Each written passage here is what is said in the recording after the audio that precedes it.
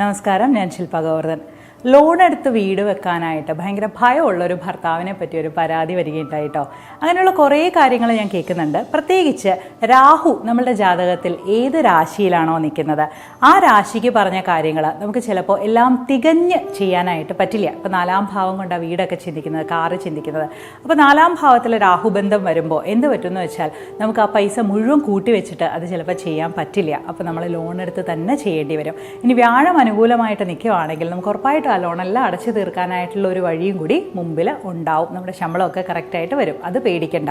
അപ്പോൾ രാഹുവിനെ കൊണ്ട് നമുക്ക് ഇങ്ങനൊരു കാര്യം ചിന്തിക്കാം. രാഹു ഏത് രാശിയിൽ നിൽക്കുന്നോ അത് ചിലപ്പോൾ നമുക്കെല്ലാം തികഞ്ഞ് ഒറ്റയടിക്ക് അങ്ങ് ചെയ്തെടുക്കാൻ പറ്റില്ല. ഇങ്ങനെയുള്ള എന്തെങ്കിലും ഒരു പരിഹാരവും കൂടി, ഒരു ലോൺ എടുക്കുക അല്ലെങ്കിൽ വേറൊരു സഹായം വേണമെങ്കിൽ അത് ചോദിക്കുക, അതും കൂടി ചെയ്തിട്ടേ നമുക്കത് ഏറ്റെടുത്ത് ചെയ്തെടുക്കാൻ പറ്റുള്ളൂ. അപ്പോൾ നമ്മളിത് ലോൺ എടുത്തത് വാങ്ങിക്കാനായിട്ട് ഒരു പേടി വിചാരിച്ച് അത് നീട്ടിക്കൊണ്ട് പോവുകയാണെങ്കിൽ അത് ഒരിക്കലും നമുക്ക് സാധിച്ചെടുക്കാൻ കഴിയില്ല. അപ്പോൾ എന്ത് വേണമെന്ന് ബുദ്ധിപരമായിട്ട് ആലോചിച്ച് വേണം തീരുമാനിക്കാൻ.